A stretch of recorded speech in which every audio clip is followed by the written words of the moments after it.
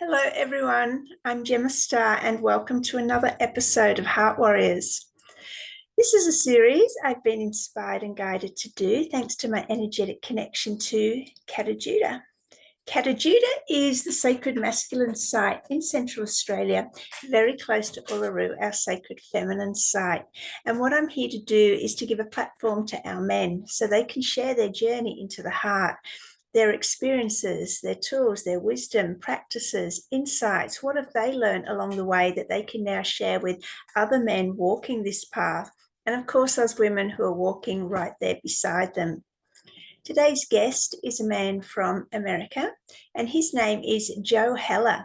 Now, Joe leads a very interesting life because he is what he describes as a spiritual nomad. And if you look at his Facebook page, he just constantly seems to be hiking through national parks from one to another, working his way around the country. He's also an entrepreneur. He's a spiritual teacher. He's an activist and a humanitarian. So I'm really looking forward to chatting with Joe and hearing all about his journey into the heart. Enjoy.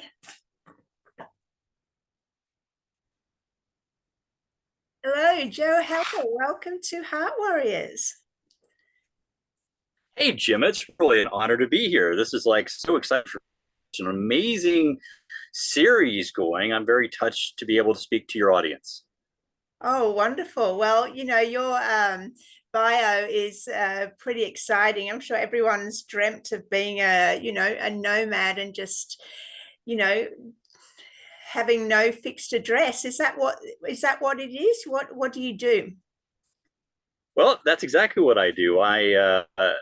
For my heart, I mean, I'm an adventurer. I hike and I climb right now, primarily around the United States. I hit 21, 22 national parks this year. I hike on average 150 miles a month. And oh, by the way, I'm in Austin, Texas now. So hello from Austin and Barton Springs. Barton Springs is really amazing. It's this natural spring. So it's a bit warmer than some of the snow melt I was swimming in up along the Canadian border earlier this year. But it's brilliant here in Austin. And I get a chance to see two of my three boys who live here in Austin.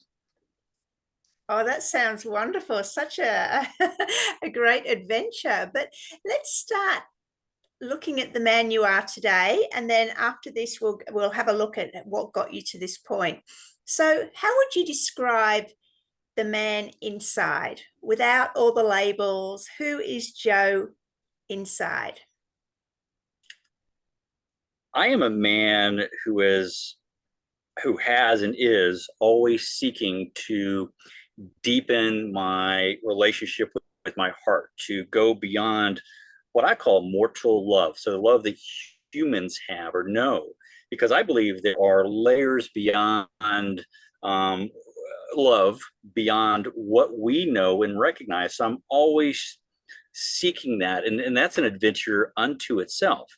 And it's really something that my dad gave to me years ago. He told me, and this is kind of key to my personal growth, is be a better man. And of course, that could be applied to be a better woman, be a better human being. But it all goes to the point of how can I be better? And so if you're in a difficult or challenging situation, how can I be better than this situation? It's not about the environment, right? It's not about what you're thrown into, but it's about how you to borrow Charlie's word, understand, have this great understanding of what's going on within you so you can comprehend it and look at it from a different perspective.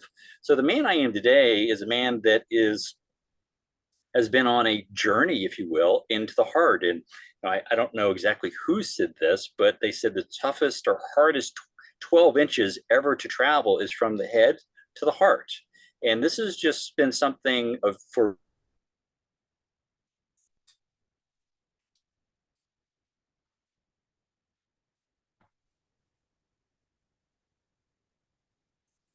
Okay. So, Jim, as we were talking about, the man I am today is really based on the evolving heart. It really goes to the title of this show, The Art of Blossoming, because I believe that there are things beyond mortal love. And I see things, these frequencies, what I call the harmonics, if you will, of who we are. This evolutionary state that we need to grow, break through the dirt just like a flower to turn to the sun. And that amazing sun is, God feeding us and nourishing us so we can exude this amazing quality of love. And because it's interesting, because when people talk about hate, they can kind of classify that, but love is in its own kind of domain. And people have their own ideas around love. I mean, although love is, in my opinion, heart, in my opinion, is the seat of the soul. And I can go into a little bit more detail on that, and why I know some of these things. And depending on where we want to jump on, my dad, as I mentioned, really was focused on being a better man. And that was one quality that he taught me. I applied a little bit differently than he did. But the same effect is that I'm always striving to improve and live from my heart. Raising my three sons to this nomadic journey that I'm on, and really embracing Mother Nature and just this amazing world that we are on. Oh, sounds amazing. Let's go back to little Joe. What was the biggest struggle in his life?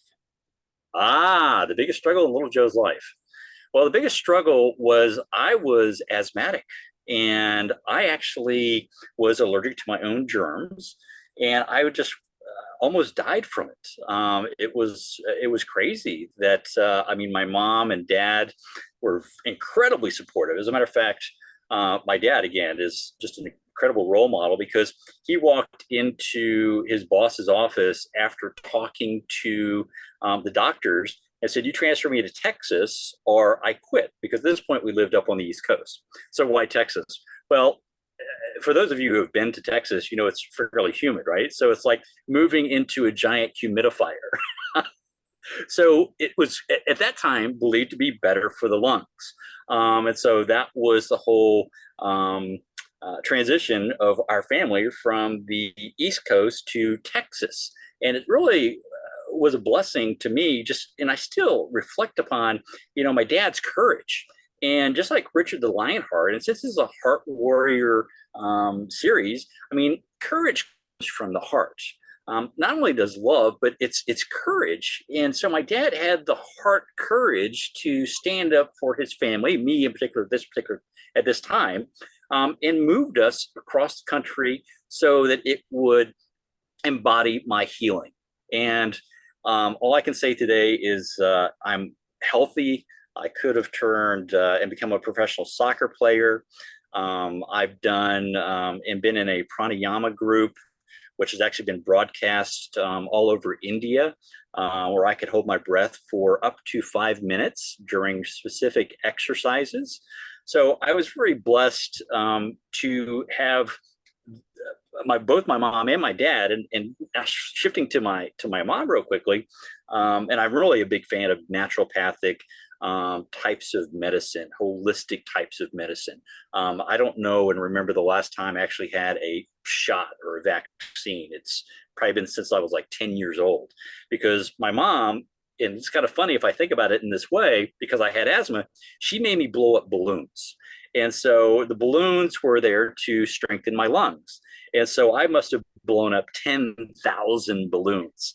And so my mom, in her own way, in a naturopathic way, because there's nothing other than the exercise, if you will, of strengthening your lungs through this, through blowing up balloons. And so I've always kind of followed that path as well, knowing that genetically modified organisms and foods and different things and vaccines, they impact who you are, and they can certainly impact the way you think. And so that's, again, a reason that I am the heart warrior that I am today, is I try to be as pure as I can with everything that I have been, that I come in contact with, and really kind of lead from my heart. I think when you and I first started talking, I let you know that it was really an honor for me for you to invite me. But one of my mantras is walk heart first. It's yes, challenging at times. And as men, we definitely put up walls. But all of this goes back to, again, my childhood and having such loving parents that allowed me to maintain this sense of openness, if you will. I've had my fair share of teary nights and this and that as a child, and certainly as an adult. But there's always that opposite, if you will, where most men just, well, they don't cry. They don't open up to the true expression of what they're feeling. And so this is something I also try to instill in my three sons. And they're just amazing young men. And so this is hopefully the lineage, not hopefully, I know and trust the lineage of my dad's mantra of being a better man will continue on in my boys. Wow. What else did you learn from your dad about being a man? I learned that you have to be forthright and stand by, to always do the right thing, but always keep and understand the perspective of others. Give you a great example is, and let me kind of back up for a second so I can put things into context. So I actually fell 11 feet onto the back of my head. And this part of the head right here is considered the ninth chakra. So I had and lived out of my body for a number of months, and I got tied in with the Hopi Indians and a number of different things. But it allowed me to understand perspectives and look at things in a very unique way. So in other words, the majority, I'm going to say some people today look at things in a very dualistic type of manner from one point of view or perspective. So one of the things that I've always tried to do, since in this evolution of blossoming like the petals, think about 5 petals on a flower. Now and this is the idea or the thought that you're trying to comprehend. So I get a chance to look at this point, this point of this idea from 5 different perspectives of the flower. And of course, the more petals, the more perspectives that you get. Another way to look at it, because again, we're in a dualistic type of society and world, is the introduction of triality. So what is triality? Well, triality is introducing God into a dualistic environment so that we're able to capture more of this, what I call God force within us, which I think is the radiant, blossoming love within us. I call it God force because that's what we are in the making. Oh, fascinating. Can you hear me, Joe? Yep. I can, yes. Oh, great. So, all right, let's jump now to your adulthood, to get a picture of what led to this nomadic lifestyle. What was the crisis or the big, the deepest, darkest rock bottom moment that led you on this journey? Well, I would say my darkest moment as an adult was a divorce from the boy's mom. I was just shaken to the core. Really lost everything. Went hundreds of thousands of dollars in debt. But again, using that auspice of being a better man, I was able to come back.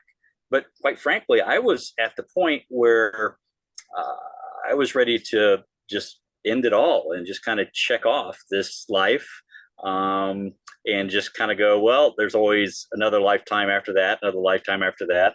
And so I was at the my wit's end, if you will. And then I had to, not had to, but I was taking my youngest son, Nick, on a Boy Scout camping trip. And so just seeing him and the light of within him, this amazing just God light, and just how radiant he was, shifted me from this depression I was in to reminding me of what my dad had said, and just living on and being that amazing father for each of my three boys. How old were the boys when you divorced? Oh my gosh. They were probably, well, gosh, 7, 10, 13, something like that. Now my oldest is 29, and my middle son's 25, 26, and my youngest son is 21. So, and as a matter of fact, I'm in Austin because, like I mentioned, two of my boys live here. And so I get a chance to hang out with them, and it's just a real blessing. And my youngest son is wrapping up his semester and will be here in a few days. So the three of us will get a chance to hang out together. That's beautiful. So I'd like to explore the dynamics between around that time of the divorce, when you're also aware of the emotional state of your sons, especially being boys, young men. What have you got to say around how you dealt with that experience, in order to be able to help the boys, but at the same time work on your own emotional wounds and what you were going through? Oh my gosh, that would be, don't even know how to put that into words, because there's a balance of trying to deal with the insanity of the divorce, because the boy's mom, it wasn't a pleasant divorce. I'll just leave it at that. But trying to balance that in keeping a noble presence in front of my boys and not saying anything harsh about their mom with all the insanity going on. And then, because I'd mentioned I lost my company and was in debt and all this kind of craziness. So, I mean, there were many a times where I would take my boys out to eat, and I didn't really have money to take them out to eat because everything was all maxed out trying to save the company and this and that. But so I didn't eat, but I was there with them. And so for me, it's always been this communal type of love. Just when I'm even in their presence, I feel very blessed. So what did I do? Gosh, again, tapping into that higher source, that for me, it was around the ethics of evolving. And when I say that, a lot of people talk about their higher self. So it's kind of funny because when people talk about their higher self, I always ask them, well, what have you done for your lower self? And they're like, what do you mean? Because it's really a confoundry, right? Because we talk about our higher self helping us out. So I don't necessarily buy into that, but I do buy into that future self. So, like I was talking about perspective. So, if I am here dealing with this, what is that future person, that future Joe, what does he want to be and look back on in this specific event or time in his life? And so by doing that, I'm able to evolve and become this better person. So instead of a higher self, for me, it's always been about the future self. And then I even go and think beyond that. So if I am evolving and we are souls on this magnificent journey to evolve and become something better, blossom as I call it, I always look at what am I doing, not only for the next 5 minutes or 5 weeks, but what am I doing in that next lifetime? And how can I build that foundational base of being a heart warrior, being this, having this love ooze from me? Because for me, a matter of just loving, because I'm very familiar with the way the body works with the electromagnetic field of the heart. It's the largest source field conductor that we have, and it can be expanded the more you tap into love. You know, it's very interesting because most people don't realize that the heart is the first organ. It really holds the template of who we are. And I'll also add, it's kind of funny because I ask people, what's the first chakra? And they go, well, it's a root chakra. And I'm like, well, no, the heart is the first chakra because it's the first organ. So the heart is the actual template and it holds the structure for all the other chakras. Because just think about it this way. When you die, do you have like 7 little balls bouncing around in heaven? No, you've got this beautiful integrated soul. And so my point being is that I want to continue to evolve this soul that's in this avatar at this moment named Joe to become this greater avatar or inside this other avatar, whatever that next lifetime is, that next lifetime beyond that, the next lifetime beyond that. I mean, I'm looking at 1,000 lifetimes out. So it kind of boggles people's minds, but I think and believe and know that as we're on this amazing journey from the heart, we've got to think kind of beyond just the essence of who we are now to become this greater being. And one of the conversations I have with people, because they're all going, again, jumping back to 5D, I'm like, well, let's take a look at Mother Earth. Mother Earth, and you've got these amazing rock you. And by the way, the word inspired I love because what is in the word inspired? Spire. A spire is a tower to heaven, which these beautiful red rocks behind you remind me of. But Mother Earth is still in third dimensional consciousness. So did she go up to 5D and back down? No, she grew and evolved in this wonderful dimension that we happen to be in. Because you stop growing if there's no contrast, right? So if you ascend into the depths of your soul, you're able to see things in a very unique and different way. And this is one of the things that I've always practiced is how can I look at things and see beyond what this current situation is? Because contrast is good. It's how you polish a diamond, right? A diamond becomes more valuable as it becomes polished. Same thing in my belief structure with the soul. So I am always consistently looking at the contrast, and the contrast could be any number of things that come into my environment that upset me or kind of confound me. And how can I take that and make it and apply it so that, so here's a great example. So if I'm here in this space, and this is where I am, and yet this construct of that would really blow me up again, I've got to expand my love capacity, my ability to be this expanded heart warrior into here in order to now thrive in this new environment. So again, I'm always looking at expanding, and I also call this the law of phi. So phi is the ever expanding spiral at 1.618. And again, there is no, in my mind, boundary, if you will, that's going to limit our hearts from expanding in becoming all that we can become. And I know that each and every person here is more powerful than they could ever imagine, has more love and more courage. We just need to open up the cage doors or the gates and let this amazing soul flourish within us, and we become this incredible light for other people. So how does a man open his heart, open that gate, as you said, and become a light?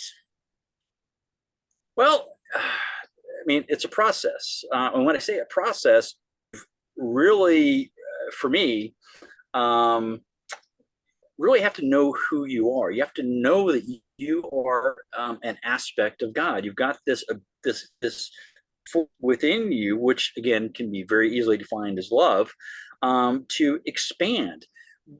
The challenge is a lot of people, and I've heard even guests on your show talk about right brain and left, but it's really a whole brain. So when you think at it of everything that you are in a holistic type of approach, then you are overcoming this dualistic types of situations that you might find yourself in, because that's how we're taught. You know, there's a number of people out there that are taught to believe in this person as a savior or go to 5D. Well, that's great. For me personally, I believe that's giving my power away. So for me, I need to nourish and grow into that environment, and becoming that better man and blossoming. Because I also know and look at this, and this is probably one of the reasons that the head fall happened, was it was more of an initiation, because now I can see, let's say, look at infinity. And within infinity, there are infinite points within infinite structures. So I can actually envision all of that. And just think of where we are today. There's infinite atoms, if you will. And each of those infinite atoms has its own unique infinity. So if you think about it from that perspective, we have this tremendous ability to grow and become something more. The challenge is we've limited ourselves in this dualistic type of environment. Another great example is we've certainly got the reptilian brain, and I've never heard anyone talk about this, but the ego, from my guides, because let me kind of step back for a second. So when I fell on my head, I was living out of my body. And I got connected with the Hopi Indians and their rainbow grandmother. So she was able to perform a ceremony over a few hours and put me back into my body, this avatar, this casing, if you will. And so when she did that after the ceremony, she told me that she had never seen a soul travel so far away. And she must have had amazing teachers. And I said, I did, because it was this amazing experience. Now, when I say that, it's for the benefit of all people, knowing that we all have this ability to continue to grow and evolve and expand. Now, getting back to the ego, people talk about turning the ego off and da da da da. Well, I always talk about partnering with the ego, because if the ego was really that powerful, or people are afraid of it, right? You need to partner with it and love it. And when you do that, you have this harmonious relationship, and it frees you up, because now the ego is on your side. And I've never heard anyone talk about putting the ego on your side. They always think of the ego as the antichrist that's in our bodies, right? So this is a matter of just moving forward and capturing the essence of God. And now, with the partnering and loving of the ego, it changes the dynamics of who you are. Lovely, great. So where does the mind come into the masculine heart? Like, is the heart a feminine energy and the mind a masculine energy? And how do you combine the two? Well, I mean, certainly, I think we have female and male energies within us. And for me, you look at right brain, left brain, logic, art, feminine, masculine sides of the brain. See, I don't buy into all of that. Again, I'm a very holistic, whole mind type of a person. And this is so, and I may have mentioned this earlier, but so let me just say it again. It's been proven that the heart sends more information to the brain than the brain sends to the heart. So if that's truly the case, our brains are choosing to ignore the messages from the heart brain. I choose not to ignore these messages. So, to your question, Gemma, it's not a matter of this or that. It's a matter of holistically integrating everything together so that you live in this life to catapult you into that next lifetime, that next future self. Got it. Okay. I want to go back and explore a bit more of your journey to find out what led you to this nomadic lifestyle. So you got through your divorce, and was there any particular healing modalities that got you through that? Well, when I look at the heart and being a heart warrior, it's all about truth for me. And I've coined the term trutharian, because I'm always seeking deeper truths. And so when I was younger, I backpacked all through Europe and did a lot of crazy stuff. Have always been exploring and learning, because there's a very interesting study done where people, let's say, born in a city like New York, don't leave the city. So it's almost like a self-imprisonment, if you will. So they have locked themselves into a cage. And that's something that I refuse to do, because every experience I have benefits me to expand who I am. And so the journey that I'm on now is to continue that exploration of becoming a better man. I mentioned the rainbow grandmother of the Hopi. Excuse me. The Hopi, one of the Hopi elders, is one of my dear friends. His brother is the chief of the Hopi on the Second Nation. And I'm one of the few non-Hopis that have received certain initiations because of who I am and who I've become. Now, that doesn't mean that I'm special. It means that each and every person here that's watching this has this amazing light that can be recognized, and grown and blossom. Again, the art of blossoming. And to me, I love seeing people go beyond where they think they or believe they couldn't have before. So my journey to my new nomadic journey is to explore. So I've hit 21, 22 national parks this year. Like I mentioned earlier, hiked 150 miles average a month.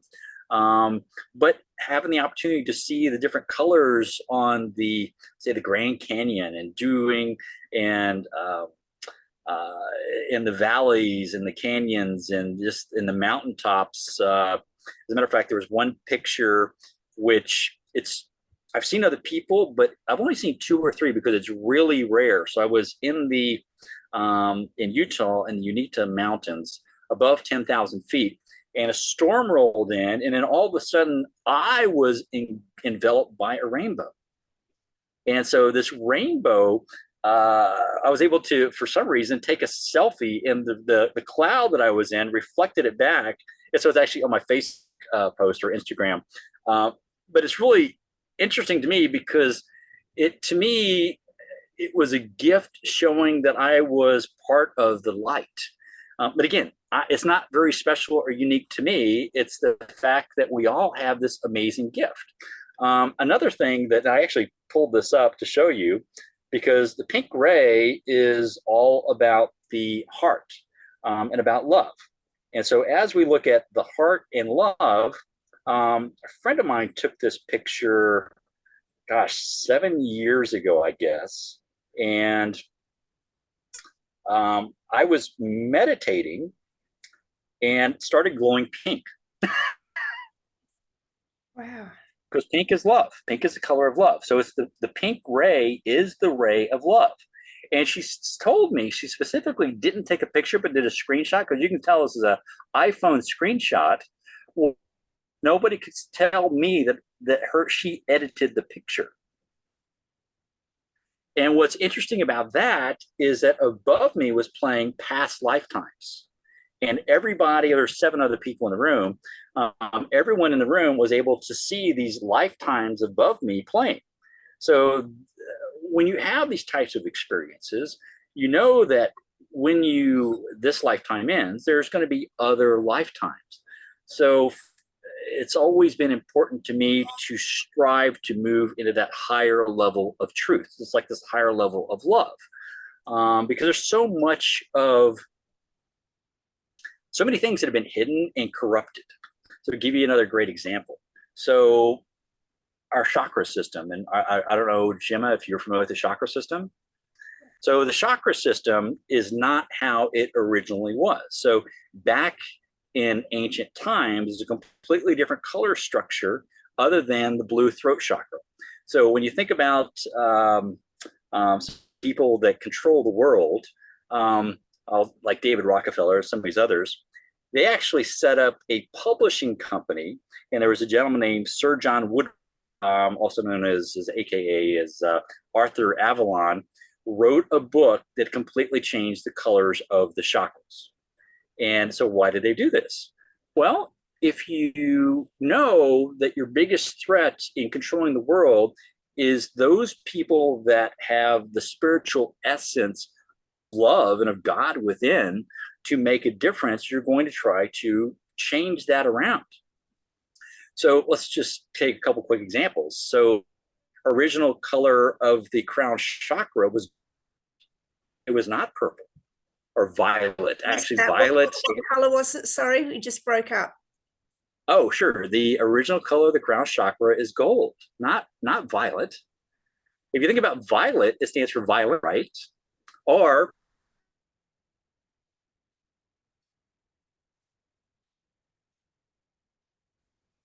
yep. So we have the gold instead of the violet. And if you think about the reason that is violet actually represents violence in a certain state and or confusion. This is why in the matrix you've got a red pill and a blue pill. Put them together, they create violet. This is why nearly every country in the world has a blue party and a red party to create violet confusion when they are together. So gold, and if you think about the original, the older paintings of angelics, right, who have a halo, what color is their halo? It's gold.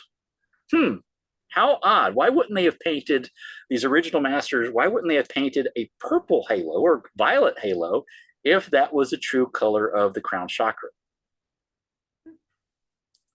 Interesting. Yes. So, and here's what they did. This is why they left the throat chakra blue. So the throat chakra is truth. So if I can go and change all of this and then have you teach a false teaching, you get the karma. The people who changed it originally have once removed themselves. And I'll also add, which is something I didn't mention earlier, Sir John Woodruff, who wrote the first two books that were from Ganesh and Company in Madras, Italy, that changed the color schemes. He was a convicted pedophile.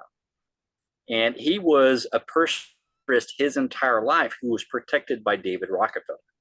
Again, so part of my evolution, and my guides would tell me something crazy like this, and I'm like, that's just crazy. And then I'd go and do research because I'm a great researcher. And I would find out these nuggets and look at these ancient texts and read through and just really study, and because there's always a deeper truth.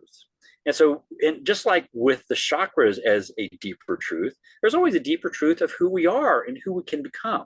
And that's all that I've ever tried to do, is continue this evolution, this what I call harmonic evolution, and create this harmony within me with God. And so when I do that, it expands my magnetic field. And so even when I'm walking down the street, I touch people, if you will. They can feel the love emanating from me, and that changes their life. So it's a very powerful realization once you are able to really live from your heart. So good.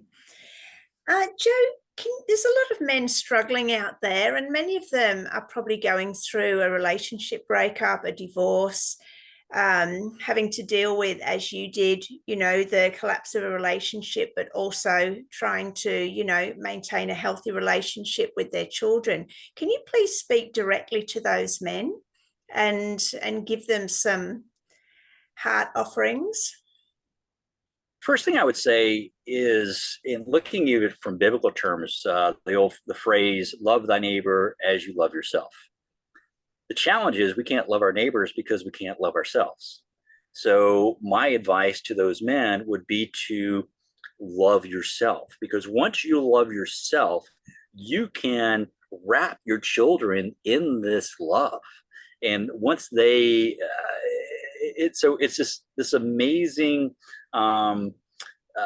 thing where you've now, and you're in this quickening, right? So this quickening of loving yourself more and more and more, and it alters who you are and how you think and how you look at the world, because you're now looking at it through this dynamic of love. But it's not just a layer of love. It goes, like I was talking about before, with the blossoming or phi. It's an expanding love as you love yourself more, which will impact your children. It's like watering a garden. And you've got this love water, if you will, that is nurturing your children as you nurture yourself. use an old cliche term when they talk about, an aircraft being in trouble and putting the face mask on you first and then your children, if an airplane loses cabin pressure. Well, it's the same concept. You have to love yourself in order to love unconditionally. And I'm not even a keen fan of unconditional, because that's still putting it in a framework, because I don't think that the love we're capable of can ever be stopped. And again, going back to Mother Earth and the consciousness that she has had in order to take care of us. I mean, this crazy human race, right? That we are, and what we've done to her and what we've done to each other, she continues to love and nurture us on our journey. And then the other part of that is, and I mentioned this earlier, the courage originates from the heart. So you've got to have the courage to stand up and see things in truth, because you might be, someone may have a clouded vision of what it is. So maybe journal, or maybe do some things. For me, I draw. So I do a lot of sketching and drawing, and that really brings forth and connects what's coming from my heart and my head at the same time. It's just the way I work. And for me, that's how I kind of work through things, because I go into really a higher level, a higher state, and it allows me to bring forth things for my highest good, for my future self. So love is the wellspring. Love is the wellspring for a heart warrior. Okay, thank you, Joe. All right, we hear this concept thrown around a lot, love yourself.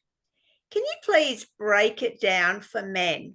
What does that mean, and where does one start? Let's bring it back to basics for a man that's like, okay, well, what does that actually mean, love yourself? Well, I think, and this is interesting, I mentioned this to somebody earlier today, because when someone defines hate, it's pretty easy to define hate, but there's no real true definition of love, because we all look at love a little differently. So that would be up to the individual. But I would say, for me personally, it's a matter of taking care of oneself. It's a matter of, again, how do you want to be, how do you want to know yourself? So it's not even about how the world sees you. It's about how you want to know yourself. I mean, if you're trying to escape by doing some pharmaceuticals or drinking or whatever, and I'm not against beer or anything like that. I mean, I have a beer or two with my boys every now and then. But I want to, but what does that mean to that specific individual, to that man? How can they deepen or have that quickening of who they want to be? I mean, I've had all kinds of great experiences, and somebody may go, well, Joe, that's you. Well, no, I mean, I studied yoga with Ramaswamy, who was the sole student for Krishnamacharya. Krishnamacharya was the best yogi that has ever existed. I mean, he's known as that by a number of people. And so I had a chance, and matter of fact, Ramaswamy was interesting, or he is an interesting gentleman, because he was trained as an apprentice to Krishnamacharya for 33 years before Krishnamacharya actually allowed him to go out and teach other students. So when I bring that up like that, think about the self-work that was involved over a 33-year period before his teacher allowed him to go out and teach someone else. So I don't believe in quick fixes, but I do believe it's a journey. And this is a lifelong journey. It's something that, it's lifetime. So not only this lifetime, but lifetime after lifetime after lifetime of moving forward and developing this, to me, this unstoppable love. So let me frame it a different way. So for me, one of the things that I always focused on, and when I looked at, let's say, the dark night of the soul, or even some of the darkness now that is out in the world, how can I bring light into the darkness to illuminate that darkness? and that light is love. So how can I step into this battle with this adversary? And there's no adversary other than yourself, because it's all about how you grow and evolve as a soul in this avatar. Because for me, this guy named, he's just a vehicle, and I talk to him as he is an avatar for the vehicle for my soul's evolution. And so I don't know if I'm really answering your question, because but what I'm trying to say is, when you love your neighbor as you love yourself, it comes down to loving yourself. Now, there may be people out there that have some processes. I mean, I've used to meditate 2 hours a day. A lot of people can't do that. I've done amazing breath work. I've done and had some just great and amazing teachers in my lifetime. I will add this, though, is because I was not imprisoned with regards to who I believed I was, opportunities like working with Ramaswamy or Swami Vishanandagiri, who is one of the few realized monks in the world. He's actually in Yogananda's lineage, and when he comes to the United States, he stays in Yogananda's house in California. I would not have had those opportunities if I had imprisoned myself. So you have the key to the prison. It's super easy to just unlock this heart and just blossom and just continue this amazing journey of light and love.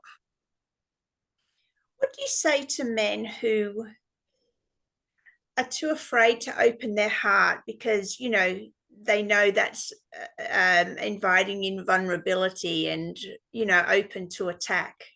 How does a man work through that? Sure. I mean, and it goes to what I mentioned earlier, is the heart, while it is vulnerable, it's the seat of the soul. It's where courage originates. And so, like Richard the Lionheart, it's from the heart. And if you're going to stare into the deepest aspects of vulnerability, for example, you will have courage. And I mentioned phi earlier. So if you think about phi, it is a circle with a line through it. So it's a contrast of two hemispheres, if you will, coming together as one, which is one of the things I talked about with the whole brain, and connecting that and becoming a holistic being with your heart. So this contrast, there's always, so as let's say the darkness, let's say on this side, grows and grows, it gives you the ability for your love and light to grow and grow. And I have talked to a lot of spiritual people and taught meditation and different things over my lifetime. And many spiritual people are afraid to look at the darkness.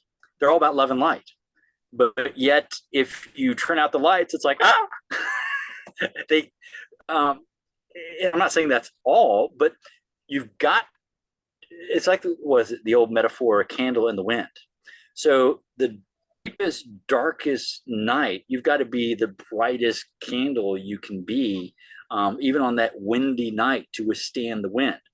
And this is, again, going back to the very simple mantra: be a better man, be a better person, be a better woman, be a better human being. And it's just baby steps. I mean, it's nothing that is like, I mean, you may have leaps, and I have had leaps, but for me personally, I've had to step back and really consider where I want to be as that future self. And a lot of times you get caught up in stuff. And so this is actually, whether it's an argument or anger or whatever, but all of that can be diffused internally with this amazing love from your heart. That's why we're heart warriors. And when I say that, I can honestly say that I may have been angry one time in my entire life, because I have had this purpose for me to evolve and grow to be this better man my entire life. And I would never, probably the easiest way to say it is I would always diffuse it within me, before it got out of control. Wow, that's pretty incredible. How do you, okay, there's a bit of an audio issue. Can you hear that? No, you sound fine. Oh, okay. Well, we'll keep rolling. Um, okay, talk about this diffusing anger then. Can you break that down? Exactly what is the thought process when you're confronted with, let's say, a trigger or an opportunity where, you know, you can maybe feel the start of anger rising in you? How do you diffuse that?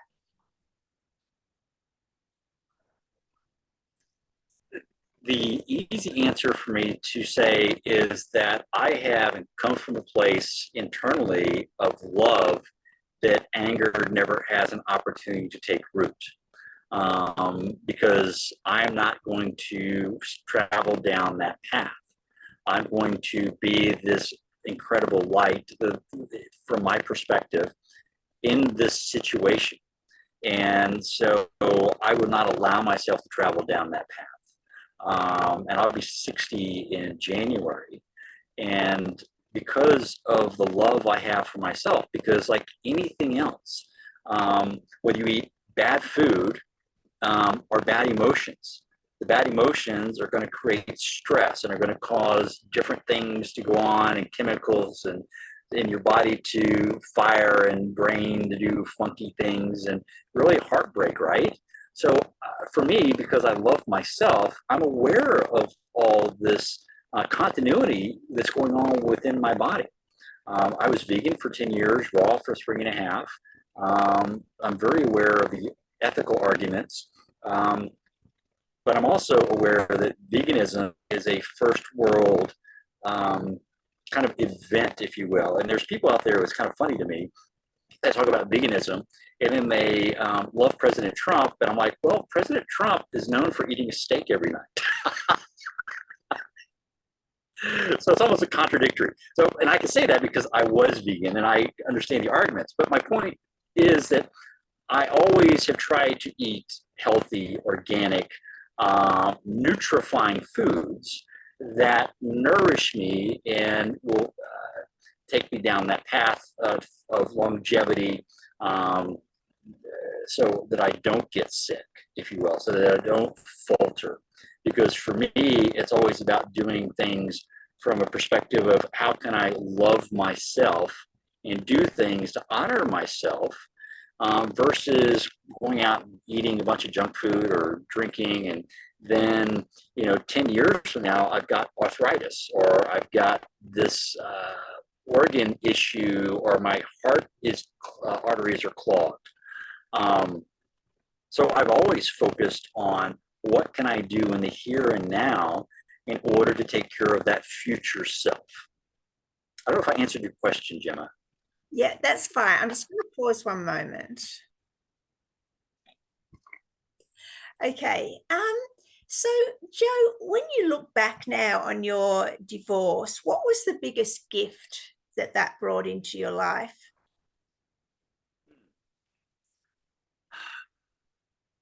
Well, for me, it had to be knowing and realizing that I was drowning. I mean, I was underwater, my lungs were filling with water. I was really kind of a walking dead man. But as I mentioned earlier, by seeing my son Nick and really having this resonance of God kind of re-spark with that thought my dad gave me of being a better man, that was the ability for me to rise back up. And that's what we are, right? Is we have that ability and gift to rise above any situation. People talk about ascension. The true term is right ascension. Right ascension was discussed by the Egyptians, and it's really a longitudinal point outside of the earth in time and space, broadcast from the earth. So when I look at ascension, because ascension itself is kind of airy-fairy, but right ascension, you really have that coordinate of, let's say, being a starship, of knowing where you're going. You have this portal or gate to know where you're going. So for me, it's always about where can I what can I do to break through this and shed whatever I was at this point in time to become this better human being, to become this better man. Not only for myself, but just for the people around me and for my sons, and being a better friend and looking at things very uniquely. People that may speed through traffic and cut somebody off. People go, and just maybe say something like, oh, that crazy person. And this happened today, as a matter of fact, when I was driving back, seeing one of my sons. And I was like, God, I hope everybody's okay, because they were weaving in and out of traffic. And somebody could have been in an accident, or they could have had somebody in the hospital.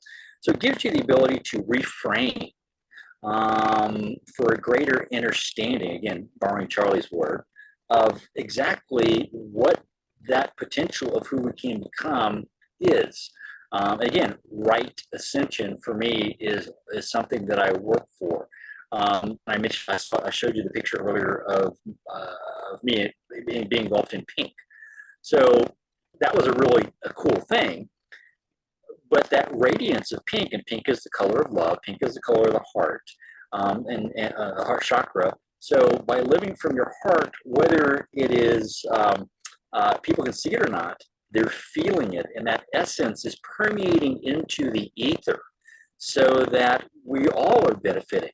And the cool thing is that while it's me at one point that may be lifting someone up through this essence of the heart that's leaking through into someone else's energy field, guess what? I also get the benefit of someone who is more evolved than I am, and just by walking on the street, I could be touched. I could have this beautiful angelic experience from somebody just walking by me, and gives me this gift of energy.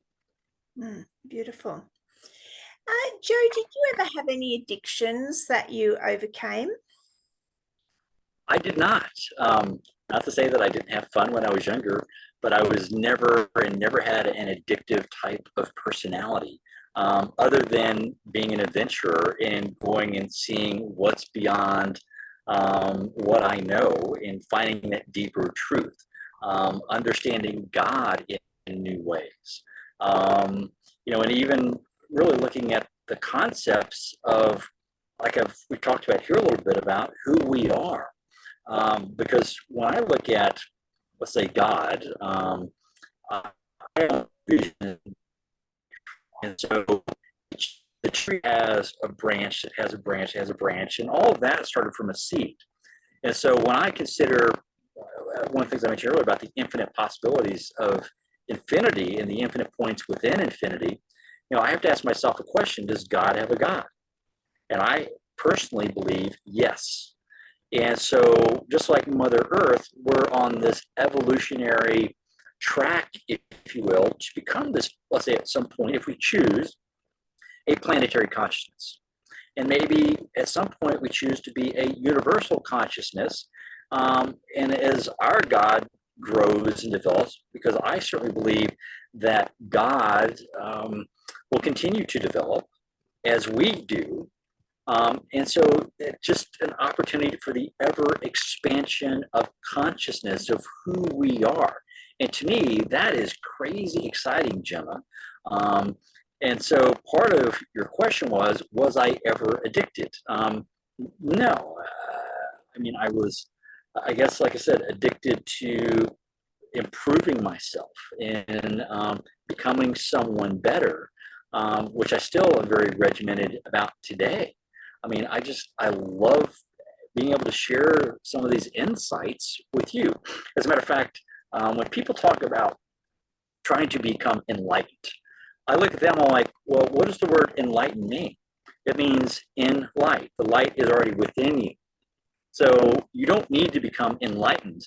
You just need to take this candle of light within you and expand it. You already have that great, you already are, like I said, more incredible than you can possibly imagine. You're inspired. This, again, an inspire is a spire reaching up into the heavens. That is who we are as souls. Joe, you touched on meditation. Can we open that subject up a bit more, please? What got you into it, and what insights, knowledge can you share with men regarding meditation? Well, it kind of like when I talked earlier about defining love. Meditation can be defined in a number of different ways: heart work, or breath work, I should say, pranayama, as well as just being in, as Deepak would say, being in that gap between the thoughts. So for me, meditation was always that and more. And when I say more, because of some of my journeys, and I've had ayahuasca experiences. And ayahuasca is a plant medicine used to activate certain centers of the brain with DMT. My last experience was grandmother, who is the plant medicine, was very clear that I needed to learn how to do this on my own. So it's been years since I've done ayahuasca, but for me, in my meditative practice, I would go deep within myself. And I mentioned this phrase earlier, but I'll say it again because it's kind of cool. Ascend into the depths. Most people think ascending is up. But if you ascend into the depths of your soul, you actually know more of who you are. And by doing that, I was activating experiences in my mind's eye that were connecting me because the frequency of two teachers in different realms. So I've had the opportunity to work with a number of different teachers that exist in the etheric realms, way beyond the capacity of who I am. As a matter of fact, I'll share this story because it's somewhat relevant to what we're talking about because of the heart. So in one of my meditative sessions, I had the opportunity to interact with Archangel Michael. And so it was really very interesting to me, and I've never heard anyone ever talk about this before. And actually, I've had people tell me they've seen Archangel Michael by me, and he actually shows his sword. And I'm like, okay, that's cool. And this is like before I really was going down this rabbit hole, if you will.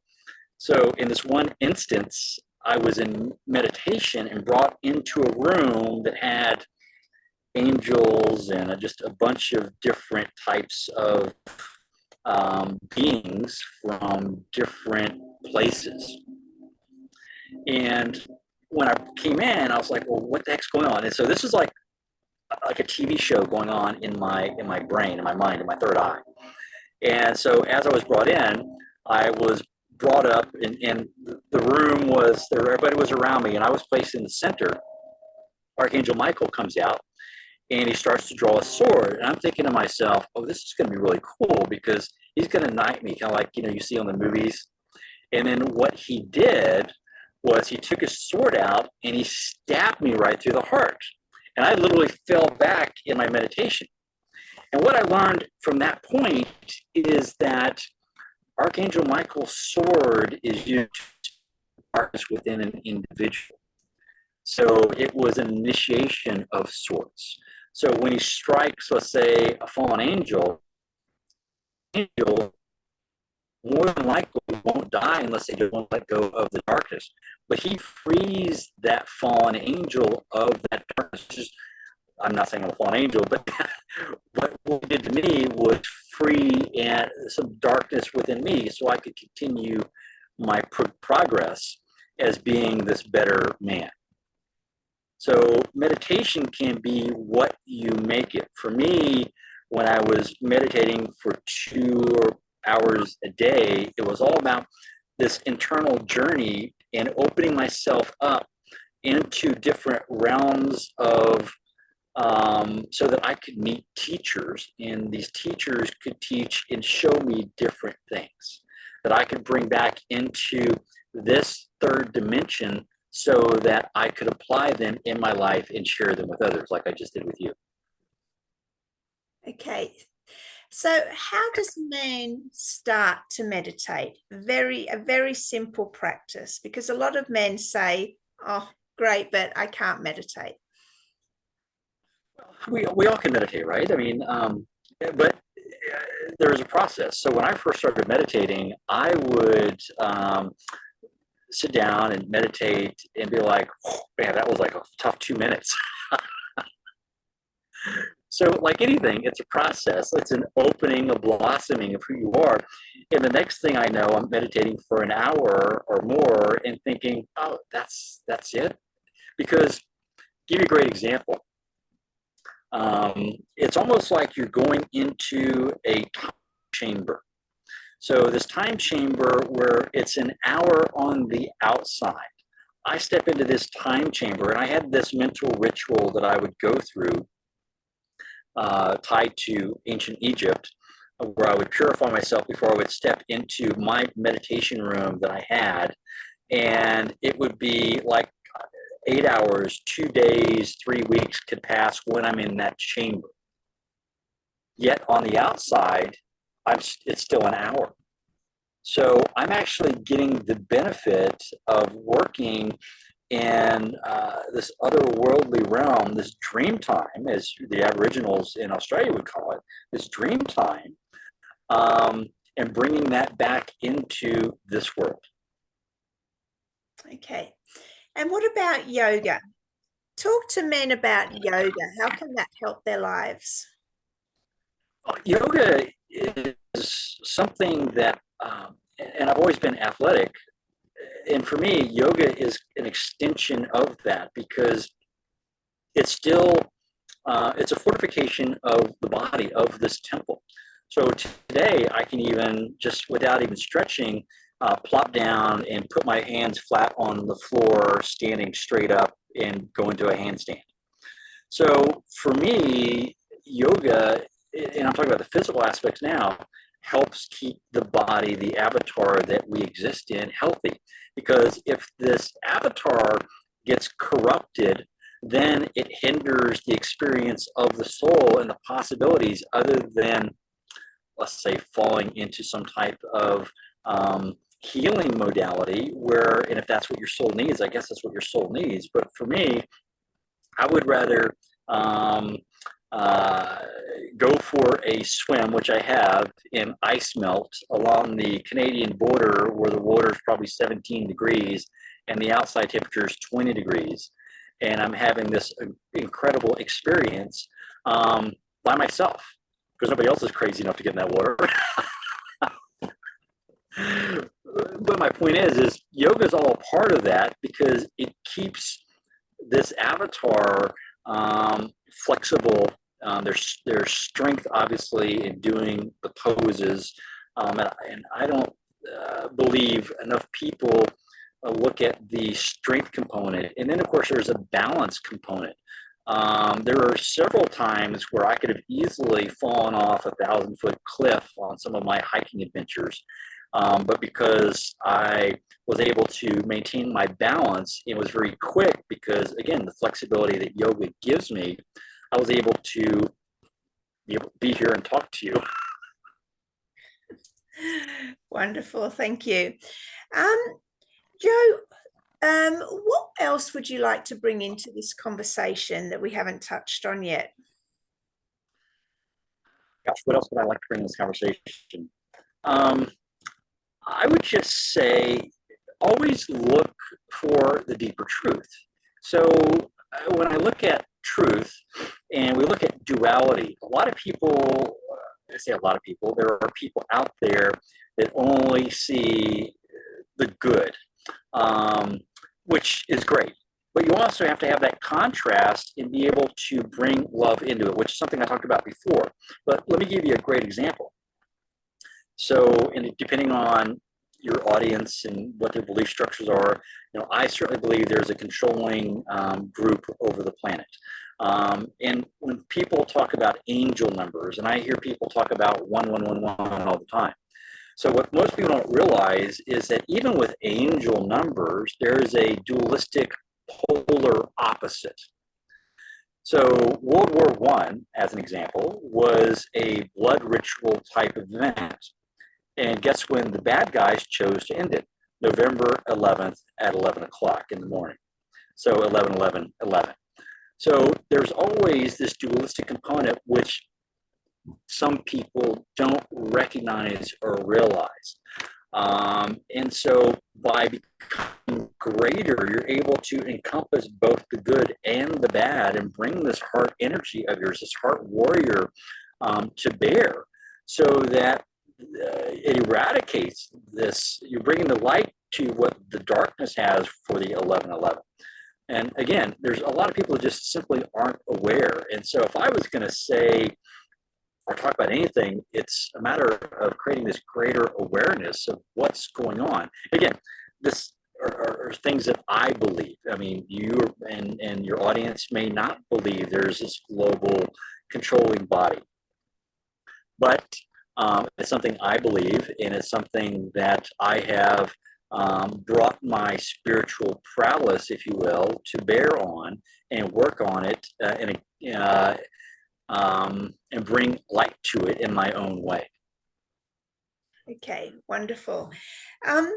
I'm going to wrap up now, Joe, because as I said, there has been an audio issue when you do speak, and I'm hoping that it doesn't come out in the recording, and I will put the subtitles on. But I think we've got the bulk of what needs to be said out. So where can people find you? So, well, first, let me just say, I know there's been some audio issues, but that's the life of a nomad, right? So I'm actually in my rig, as most people can probably tell, just a few hundred feet from Barton Springs, which is this natural spring. So, and I've got my Starlink set up, which is what we're using. But so I apologize if there are some audio issues, and that would be great. So people can find me, and I don't do coaching. I really live from my heart and live on the road. So they can just find me on Facebook at facebook.com, Joe Heller, or Instagram.com, Joe Heller. And you can have and find some of my older videos that I did on YouTube a couple years ago. I stopped, well, and we didn't really talk about this, but my mom passed away, and so I stopped doing videos and spent the last few months of her life with her at her house, just taking care of her and just being with her and just loving her in every way that I could before she transitioned. And then at that point, that was, and I had actually kind of not really talked about this, that was when I began my nomadic adventure and journey. So that was when I went on the road full time, and I've been on the road now, gosh, about a year and a half, I guess. Oh, good. Okay, we'll drop all those links in the description below. Joe, what's your final message to men? My final message to men is to walk hurt first. I mean, I know there's vulnerabilities, and I know that I have experienced them. But I also know that the courage that as I expand the being of who I am overcomes and compensates and diminishes, if you will, not that it's not important, this feeling of, well, we kind of step back for a second because the car just drove by. So it's really important to open yourself up, because the more open you are to vulnerabilities, the more open you are to love. And the greater love that you are a conduit for as a heart warrior, the greater light you're going to be able to bring to the darkness, not only in your life or the sadness or vulnerabilities that happen to you, but also the vulnerabilities for your children and the world around you, just by being this incredible beacon so that others don't end up on the rocks. And then by happenstance, you'll become a teacher, not necessarily getting up on YouTube, but just the way you act and the way you interact with situations is going to be and portray this this loving role model to the children and the people around you. So for me, I would always choose to be vulnerable, because the more vulnerable I am, I've personally realized the more expansion that I have in order to love at a greater depth myself and others. Wonderful. Well, thank you so much, Joe. It's been an amazing episode. And I want to thank you for bringing all your experience and insights and beautiful wisdom here to share with our audience. So thank you. Thank you. And everyone, thanks for watching. Please like, share, subscribe, and I will be back in a couple of days with another episode of Heart Warriors. Bye. Bye. Stay on if you want to. Not this one. I was getting mixed up.